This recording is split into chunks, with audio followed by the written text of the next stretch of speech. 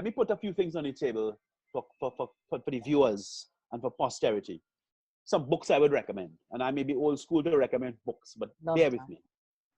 Glenn Greenwald, No Place to Hide. Glenn Greenwald, No Place to Hide. The Panama Papers by Overmeyer and Overmeyer. Oof. Absolutely first class. In terms of the Transparency. Panama Papers need to be discussed as part of this discourse we're having here. Okay? And of course, the whole question, the book that is a free book, it's available online. It's the Federal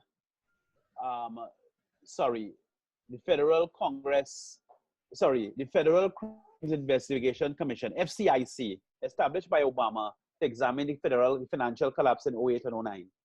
That report is free because of the American liberalism with this sort of information. Just like the Kennedy assassination report and 9/11, they're all free. You can buy them in any bookstore for $13.95. But that book raises the pregnant question.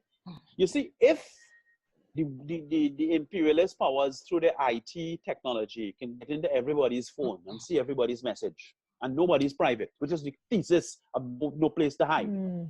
How the heck did we get this financial crisis in 08? And that sort of intersection hasn't been interrogated. True. So if they knew everything, which is really what Greenwald is saying, which is on the work of Snowden, how did we blunder into this situation where in fact ordinary people's pockets were picked? But who is they? Who is the they that Greenwald was referring to? That the NSA and the GCHQ and so on, the intelligence apparatus, and he also fingered a number of, which is what I started off with, a number of the private information giants. Yes, these platforms that we're using to communicate, the YouTube and the ones I just listed, Facebook, Twitter, Zoom, these sorts of things. We need to keep these platforms open and as available as possible. I am concerned because the other thing that we want to stop doing, I want to stop using the platforms to harvest information, to fatten the pockets, and to increase the income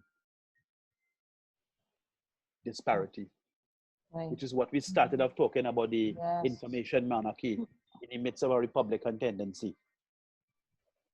And the other thing I would like us to start doing, I would like us to continue, I should say start, because it's one of my most painful realizations, is that we have a situation where you're pronounced illiteracy, what I call a financial and economic illiteracy. So people can understand quite advanced things spiritually and aesthetically and so on and so on. But the actual economical and financial things that are being, so in fact, because of the economic and financial illiteracy, somebody can come and bring absolute damaging rubbish to the public and still get elected, which takes us back to the democratic dilemma that Anya raised earlier about whether we have more or less democracy. So it's not just a question of misinformation, of somebody lying, with like the Putin thing with the 2016 election and Hillary and all that stuff, where somebody will tell you a fish is an egg.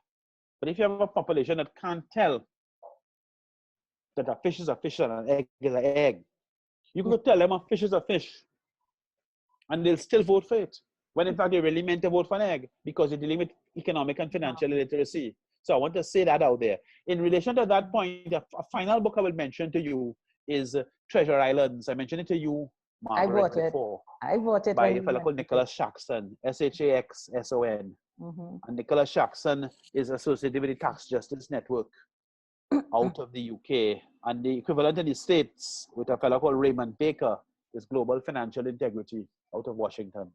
But Treasure Islands is really, if there's one book to understand this whole thing about secrecy jurisdictions and tax evasion, Nicholas Shaxson is the man who wrote the book. And I urge anybody who's committed to social and economic justice, take a little time and read that book. You'll thank me.